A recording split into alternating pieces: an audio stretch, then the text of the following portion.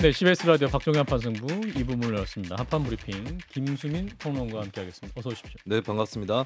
자, 오늘 국민의힘과 더불어민주당 이제 과거 발언 때문에 논란이 했던 후보들에 대한 공천이 취소됐습니다. 네, 국민의힘은 5.18 폄훼 논란을 일으켰고 집회에서 문재인 당시 대통령에 대한 극언을 한 사실이 추가로 드러난 대구, 중구, 남구 도태우 후보에 대한 공천을 취소했습니다. 민주당은 DMZ 목발경품 발언으로 물의를 빚고 배우자에 대한 폭력과 조계사에서의 폭력 사실이 추가로 드러난 서울 강북을 정봉주 전 의원의 공천을 취소했습니다. 예, 자 국민의힘과 민주당 이제 공천 취소된 인사들이 비운 자리를 또 새롭게 공천을 해야 되는 상황인데 어떤 방침이 나오고 있죠?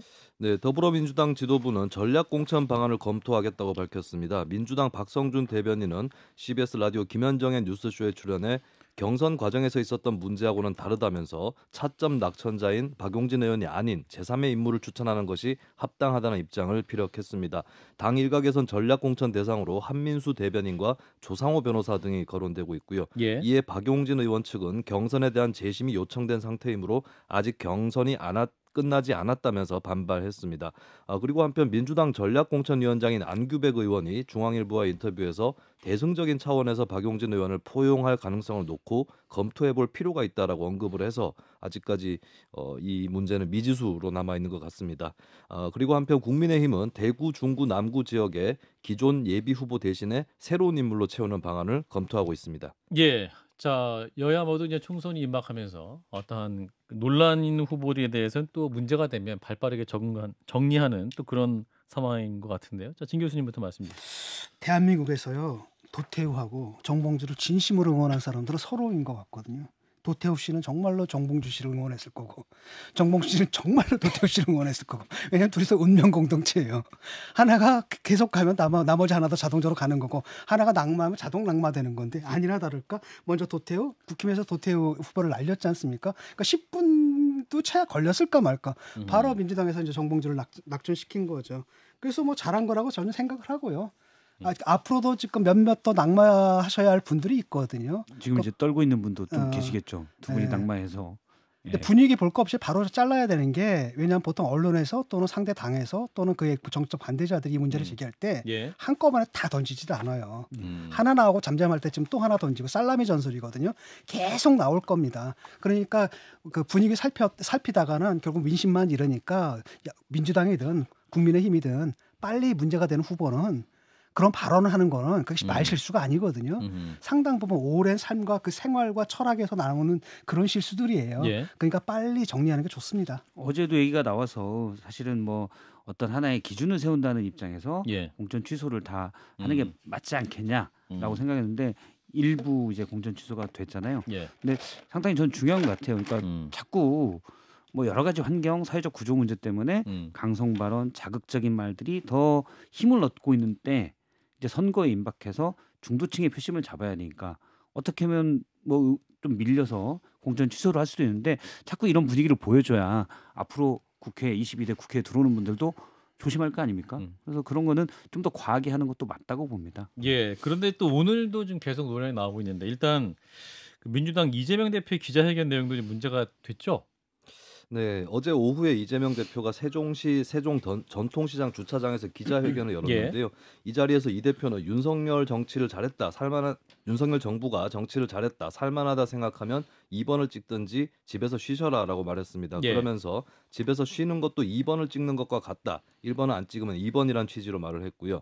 박정하 이역에 대해서 국민의힘의 박정하 중앙선거대책위원회 공보단장은 이 대표가 인천에서 이찍 발언을 했음을 상기시키면서 한 번은 실수, 두 번이면 습관, 세 번이면 인격의 문제라고 비판했습니다. 예. 그리고 국민의힘 장해찬 후보 역시 과거 발언들이 굉장히 또 논란이 있어서 계속 좀 나오고 있는 것 같은데요. 어떤 네. 발언이었습니까? 부산 수영구 공천을 받은 국민의힘 장해찬 후보는 이번엔 한 기독교 단체에 대한 후원을 독려하면서 썼던 페이스북 포스팅으로 논란을 불렀습니다. 장 후보는 2013년 1월 다들 5% 정도만 나누고 살아도 아름다운 세상 만들기에 1조가 가능하다라고 쓰면서 남자들은 룸 2번 갈 거 한 번만 가면 몇 명을 후원할 수 있는 거냐. 여자들은 백 좀 작작 사시고라고 말했습니다. 여기서 룸은 룸사롱이고 그렇습니다. 백은 명품 가방 이런 걸 말하는 거죠. 네, 그런데 뭐 쓸 돈을 아끼면 후원할 수 있다. 뭐 이런 취지였고요. 예.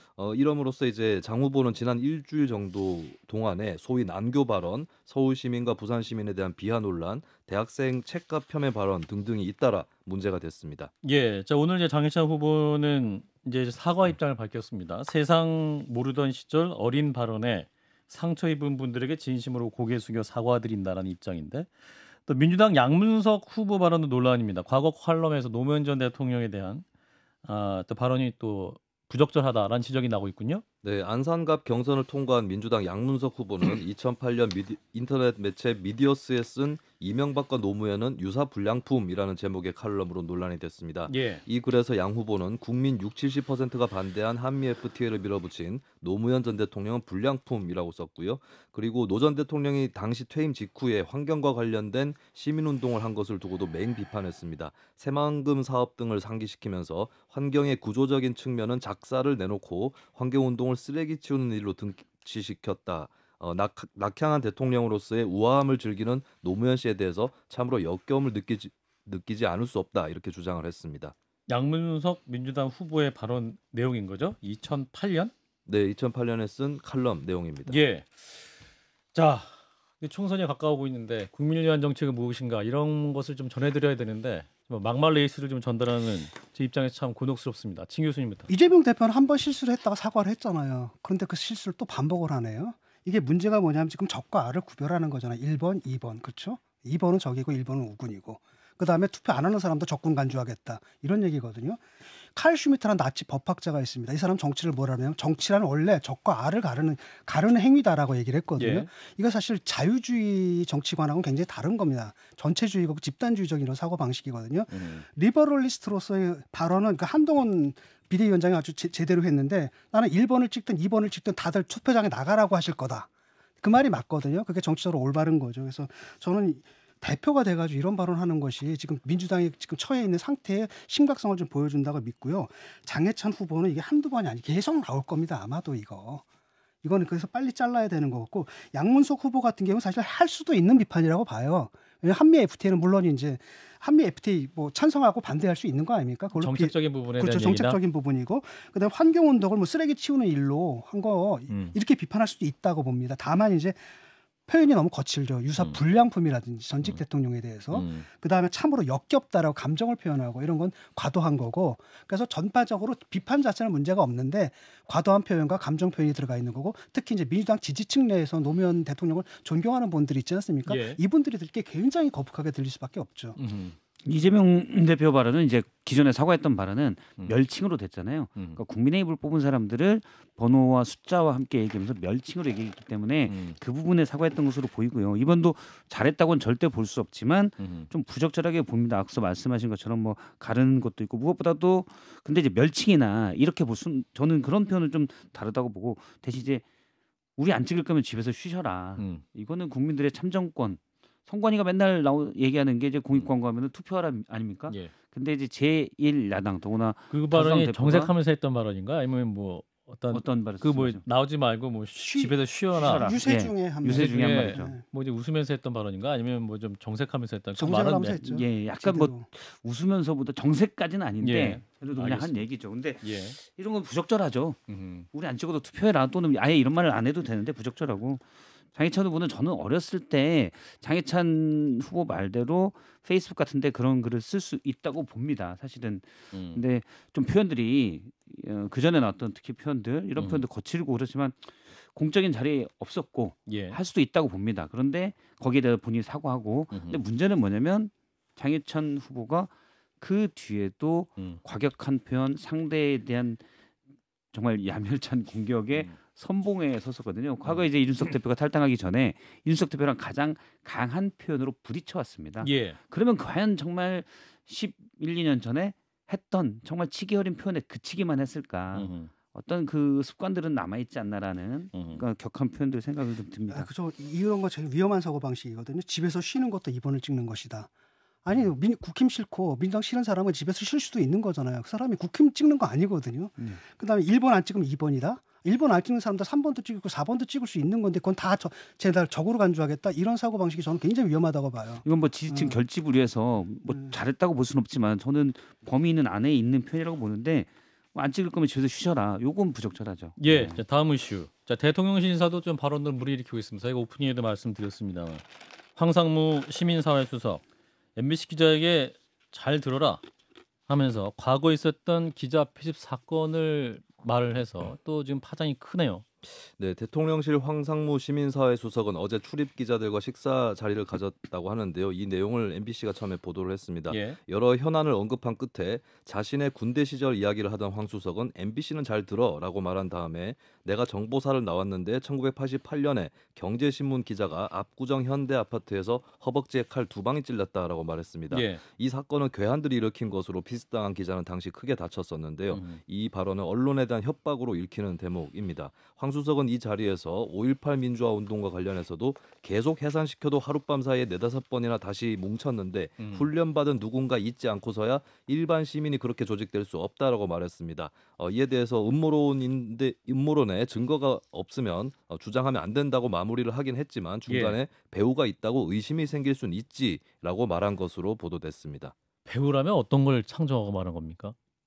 뭐 특정하게 어떤 배우라고 누가 배우다 이렇게 얘기한 건 아닌데 뭔가 배우가 있지 않겠느냐라는 그런 뉘앙스로 읽힐 수 있는 부분. 그게 음모론이에요. 음모론이 가장 중요한 게 뭐냐면 예. 전혀 관계 없는데 누군가가 어떤 배우가 있다. 이게 음모론이지 뭐. 예. 그래서 이제 황상무 수석이 거론했던 기자 피습 사건의 기자 중앙경제신문이었나요? 고 오홍근 기자였는데 유족들 입장이 나왔습니까? 네, 고 오흥근 기자의 친동생 오형근 씨는 한겨레와의 전화 통화에서 형님이 당한 사건은 군사 정권의 입맛에 맞지 않는 칼럼을 썼다는 이유로 언론인을 상대로 정보사 군인들이 저지른 테러였다면서 이를 공개 협박을 하는 데 활용했다는 것을 규탄했습니다. 예. 변호사와 협의해서 협박죄 성립 여부 등을 검토한 다음 가족 명의로든 시민사회와 연대를 해서든 황 수석의 고발 여부를 결정할 것이라고 밝혔고요. 예. 한편 한국기자협회도 성명을 내고 황 수석의 발언을 언론을 겨냥한 테러, 대언론 협박으로 규정하면서 예. 대통령실의 황 수석의 해임을 촉구했습니다. 예. 자, 그럼 여기서 회칼 테러 사건의 피의자죠. 고 오은근 기자의 동생이세요. 오형근 씨를 저희가 연결을 해서 또 이번 논란에 대한 입장을 저희가 직접 들어보도록 하겠습니다. 선생님 나오고 계시죠? 네네. 예. 네, 수고 많으십니다. 예, 참 가족의 아픈 기억을 다시 소환돼서 참 부담스러운 자실일 텐데 인터뷰 응해 주셔서 감사드리겠습니다. 네네. 예, 자 일단 어젯밤 MBC를 통해 황상무 대통령실 시민사회수석의 발언이 알려지기 시작했는데, 네네. 예, 참 제가 뭐 더 이상 말씀 안 드려도 될 정도로 많이 인용이 됐습니다. 이 발언 어젯밤 들으시고 어떤 생각 드셨습니까? 우선 그런 발언을 한 사람이 예, 과연 기자 출신인지, 아하, 그다음에 소위 특정 방송의 그 앵커를 했는지 예, 그게 상당히 의심스러웠고요. 예, 더군다나 그 공인의 길을 걸어왔을 거란 말입니다. 그분이 기자 생활을 했다고 그러면. 그렇죠. 네, 그럼에도 불구하고 특정 언론을 향해서 내 말 잘 들어라 쉽게 얘기했어. 또 만약에 듣지 않으면은 오홍근 같이 핵칼 테러 당할 수 있다라고 대놓고 그 협박을 한 거란 말이죠. 예, 그럼 그게 MBC 기자들 보고만 잘 들으라고 저는 얘기를 했지만 거기 있던 기자들이 다 들었지 않습니까? 그렇죠. 너희 MBC 말고도 너희 기자들도 그렇게 테러를 당할 수 있다는 얘기가 똑같은 거란 말이죠. 예, 그게 있을 수 없는 겁니다. 이게 대한민국 일대 무슨 대통령실에 근무하는 사람이 그런 식으로 얘기를 한다고 그러면 이게 옛날 독재 정권으로 다시 되돌아간 거 아닌가 하는 생각을 지울 수 없었죠. MBC를 지칭했지만 결국은 대한민국 언론을 향해서 말하는 것 같은 맥락과 뉘앙스를 느끼셨다는 말씀인 거군요. 그렇죠. 뻔한 거 아닙니까? 우회적으로 협박한 거죠. 예. 네. 그런데 그 돌아가신 형님 고 오홍근 기자님께서 당시 어떤 기사들을 쓰신 건가요? 청산해야 할 군사문화라고 하는 걸 이제 칼럼을 썼는데요. 칼럼. 예. 네네. 근데 거기에 이제 무슨 대법관 임명법 여러 가지 그런 내용이었었던 것 같은데, 예. 그러니까 우리 당시 생활이 모든 것이 이제 군사 문화에 젖어 있어가지고 획일적인, 그러니까 위에서 지시 내리면 그냥 따라 사는 이런 것들을 평소에도 상당히 개탄스럽게 생각하셨던 걸로 그렇게 기억을 하고 있습니다. 예. 그때 일이 전혀 잊혀지지 않는다고 말씀하셨는데 당시 테러를 당하실 그 당시에 그 기자님하고 그 가족들이 느꼈던 공포감이 어느 정도였나요? 1988년 상황이었는데 당시 네, 그러니까 군부 정권 시대. 88년도 그날 이제 8월 6일인가 7일인가 하여튼 뭐 그렇게 되는데 예. 아침에 어머님이 이제 그 형님 댁에 가 계셨어요. 그 청담동에.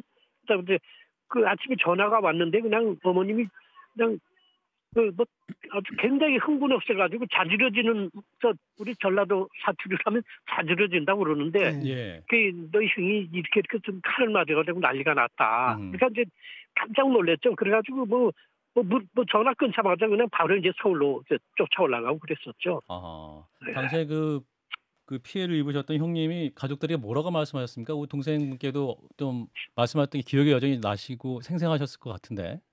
그러니까 이제 저희 이제 나이 차이가 나니까 형님은 이제 집안에 그 아버님하고 똑같은데 아, 그러셨군요. 우리가 갔을 때 오히려 그 남한테 해 끼지 말라고 하는 그 정도로 얘기를 하시고 그러셨어요. 그러니까 당신은 지금 그 굉장히 고통 속에 있음에도 불구하고 예. 뭐 그런 건 그 내색보다는 오히려 우리들 보고 남 헤어지 말아라. 뭐 그런 뜻으로만 얘기를 하고 그러시더라고요. 그 당시에 그 테러를 저질렀던 그 범인들 있지 않습니까? 그 당시에 네네. 어떻게 됐나요? 그 저희가 기억하기로는 이제 그 당시 그게 사건이 이제 강남이었단 말이죠. 예. 그 경비원이 다행히 그 자동차 그 번호를 기억을 하고 있었고, 그다음에 강남 경찰서장이 지금도 생생합니다. 이무영 그 씨라고 하는 분이 강남 경찰서장을 하고 계셨는데, 예. 거기서 그 의지를 가지고 수사를 해준 것으로 그렇게 알고 있어요. 그래가지고 그것이 이제 그 제대로 그 밝혀졌죠. 그래서 이제 자동차를 추적을 하니까 예상했던 대로 예서면 서술 싶어는 군사 정권 하에서 그런 청산해야 할 군사 문화를 얘기했기 때문에 그쪽에 이제 사실 의심을 하고 있었는데 아니나 다를까 그 수사 내용 이제 쭉 진행하다 보니까 이제 그렇게 결국에서 밝혀지게 된 거죠. 당시에는 이제 CCTV나 그런 것이 상용화되지 않았던 시기였는데 그렇죠. 정말 네네. 천만 다행스럽게도 자동차 네. 번호까지 아시는 그런 상황이었는데 정보사의 군인들이었죠. 네네. 네. 그 사건 오래전 일인데 지금 네. 88년 일이잖아요. 아마 기억하기도 네네. 실은 정말 우리 역사에 부끄러운 그런 당시 군이 했던 일인데 지금 36년이나 지나서 대통령실의 수석 비서관 입에서 이 사건이 다시 입에 올랐습니다. 또 기자들을 향해서 얘기가 됐어요. 처음 이 얘기를 듣고 어떤 기분이 드셨습니까? 그러니까 이제 제가 서두에서도 말씀드렸습니다마는 저도 그 기자들이 그 피해를 입은 그러니까 저희 형님만 그 피해를 당한 것이 아니라 어떻게 보면은 전체 언론에 대한 그 테러나 마찬가지이기 때문에 그런 피해를 입은 그런 상황에서 이런 사람이 그런 식으로 그렇게 표현을 한다고 하는 것이 우선 경악을 금할 수가 없었죠. 그리고 특히 아까도 말씀드렸습니다만 일개 그 기자가 그러니까 정부의 그 요직을 가지고 있는 사람이 수석 사회 수석인가요? 뭐 그렇던데 보니까 그런 사람 입에서 어떻게 그런 표현을 할 수 있느냐 하는 걸 제가 듣고 깜짝 놀랐습니다. KBS 기자였고 KBS 9시 뉴스의 앵커를 했던 분이죠.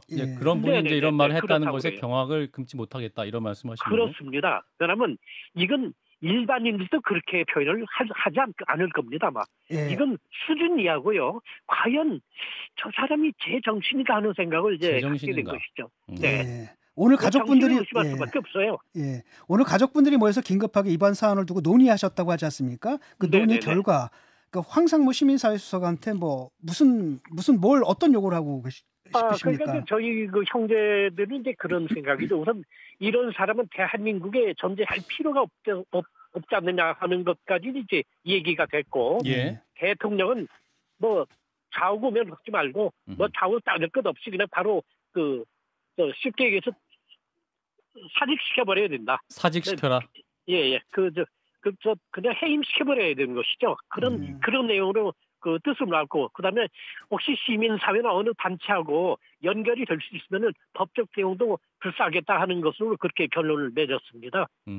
이거는 우리 형제의 어떤 피해가 문제가 아니라 뭐 어떤 피해라고 그러면 뚜렷한 것도 없고 그런데 전체 대한민국의 언론을 위해서 그다음에 대한민국의 그 언론들이 다시는 이런 것에 의해서 그 협박을 당하지 않는 그런 선에서라도 이 사람은 쉽게 얘기해서 존재할 가치가 없다. 존재할 그런 가치가 식으로 없다. 의견을 모으고 법적 대응을 할 수 있는 것까지 지금 법률 자문을 지금 받아가면서 아마 내일 정도면은 내일 토요일입니다만은 예. 내일 정도는 무슨 결론이 날 것 같아요. 그래서 저쪽에 시민사회 쪽하고 이제 연결이 될 수 있으면 하고 예. 안 하더라도 또 저희 개인적으로라도 할 그럴 계획입니다. 알겠습니다. 예, 선생님 어려운 상황이었는데 연결하고 말씀 나눠주셔서 고맙습니다. 잘 들었습니다. 네네네. 네, 감사합니다. 네, 회칼 테러 사건의 피해자인 고 오은구 기자의 동생이시죠, 오형근 씨였습니다. 예, 저희 오프닝 때 말씀 많이 나눴습니다만 또 이제 유족의 목소리까지 들으셨는데 짧게 논평 주실까요, 진 교수님? 이건 뭐 당장 해임감이고 해임을 넘어서 일반인들도죠, 익명으로 인터넷에 올린 글도 경찰이 찾아서 법적 책임 묻습니다. 처벌하거든요. 예. 이건 근데 권력을 쥔 사람이 백주 대낮에 언론인들 향해서 또 지목해서 얘기했거든요. 이거는 그 경찰에서 당장 수사에 들어가야 됩니다. 법적 처벌을 받아야죠. 예. 실제 뭐 거기 그 자리에 참석했던 사람으로부터 얘기를 들었었는데 예. 일단 분위기는 뭐 나쁜 분위기는 아니었다. 그런데 사회 수석이 용산 대통령실의 시민사회 수석이 특정 기자를 상대로 더군다나 그 매체는 최근 정부에서 너무 친화적이다라고 비판하고 있는 매체입니다. 예. 콕 집어서 이런 얘기를 했다라는 건 상당히 위험하고요. 권력자가 얘기한 거고 오은근 예전 기자 사건에서도 보면 예. 그 전에 많은 협박이 있었습니다. 그리고 그 다음에 테러가 이루어졌거든요. 그런데 그걸 얘기한다는 거는 듣는 사람에서 그 해당 기자뿐만 아니라 다른 기자들도 다 이건 협박이라고 느낄 수가 있고 위협을 느낄 수가 있습니다. 그리고 제가 더 문제 삼는 건 한동훈 위원장이 이 부분에 대해서 언급한 게 있습니다. 예. 맥락이나 경위를 잘 모르지만 발언을 보면 부적절한 것 같다. 근데 사실 이거는 현직 언론인에게 우리가 진짜 또 속담을 하면 니네 그러다 칼 맞을 수 있어 이거 아닙니까? 맥락상으로. 그 맥락상으로는.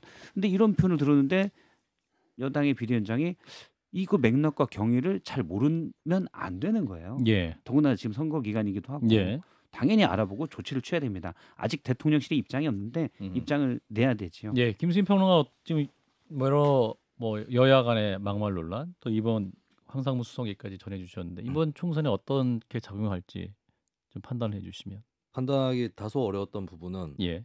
한쪽에서만 문제가 터지면 그쪽이 악재가 돼서 마이너스가 될 거라고 생각을 할 수 있는데 양쪽에서 경쟁하듯이 터져서 판단이 어렵다라고 하는 건데 예. 근데 전략적으로 따지면 이런 부분이 있을 거예요. 제가 평소에도 빗대서 자주 하는 말인데 가장 싫어하는 사람은 최근에 싫어하게 된 사람이다. 네. 기억 정확한데요. 네, 제가 그렇다면 정치에서도 유권자 입장에서 선거 막판에 누가 더 싫은가? 그렇죠. 이것이 이제 큰 관건이 될 것 같습니다. 국민들이 불행하네요. 예, 참. 사건이 너무 터지니까 우리 기억 용량에 감당을 할 수가 없습니다. 빨리 과거의 기억을 지우고 새로운 기억으로 채워야 되거든요. 예, 저희도 뉴스를 좀 잘 만들어야겠네요. 자, 이런 가운데 국민의힘 한동훈 비대위원장이 호남을 찾았습니다. 어떤 말을 했습니까? 네, 한동훈 위원장은 첫 일성으로 전남 순천 시민들과 간담회를 가지면서 국민의힘이 16년 만에 호남 전 지역에서 후보를 냈음을 강조하면서 정말 호남에서 당선되고 싶다라고 말했습니다. 예. 간담회 자리에서 시장 시설이나 숭령공 처우 등에 대한 얘기를 나눈 다음에 오후에는 광주로 이동해서 충장로에서 거리 인사를 했는데요. 도태우 변호사의 공천 취소 문제를 두고 질문을 받고 국민의힘이 5.18 민주항쟁을 어떻게 받아들이고 어느 정도로 존중하는지 오히려 선명하게 보여드렸다라고 말했습니다. 예. 또 황상무 수석 발언 논란에 대한 질문도 받았는데요. 예. 발언 맥락과 경위는 알지 못한다면서도 내용으로 보면 부적절한 발언 같다라고 말했습니다. 한동훈 비대위원장 입장에서도 요즘 워낙 막말에 대한 질문이 많이 오기 때문에 무슨 말을 했는지 챙기기도 어려울 수도 있을 것 같군요. 네, 그리고 하필이면은 앞뒤로 광주 방문 앞뒤로 그렇죠. 터진 논란이기 때문에 예. 또 큰 고비로 남은 것 같습니다. 네, 진 교수님. 막말 주의령을 내렸는데 이미 했던 막말을 어떻게 지울 수가 없는 겁니다. 그게 터지는 데다가 뭐냐면 대통령실이 협조를 안 해주는 거예요. 그러니까 대통령실이 문제인데 여기서도 이런 또 새끈한 또 막말 그것도 완전히 그 하드코어급이잖아요. 이런 정도 이 하드코어급으로 그냥 빵 때리다 보니까 굉장히 골치가 아플 겁니다. 그렇다고 대통령실에 대놓고 뭐라고 얘기하기도 힘들고 예. 상당히 곤혹스러울 것 같네요. 그래도 한동훈 위원장이 이번에 이제 원래 호남 지역구에 다 후보들이 없었는데 경선 준비금 이런 것들을 지원을 해주면서 어쨌든 채웠잖아요. 예. 저는 이런 노력들은 평가할만하다고 봅니다. 예. 그런데 이제 도태우 후보에 대한 원래 면밀히 검토하라고 했는데 공관위가 못 받아들였었고 거기에 빠른 결단이 없었다는 점 그리고 그냥 역지사지를 해보면 아유 못 해먹겠네 할 수 있을 것 같은데 한동훈 위원장이 자기 목소리를 내야 그렇죠. 일단 국민의힘에 지금 어떻게 보면 최근 어려워진 상황들에서 돌파구를 찾을 수 있을 것 같습니다. 뭔가 배경이 있겠죠. 자르지 못했던. 저는 그게 문제라고 봐요. 예, 일단 오늘 여기까지 하겠습니다. 김수민 평론가였습니다. 고맙습니다. 네, 감사합니다.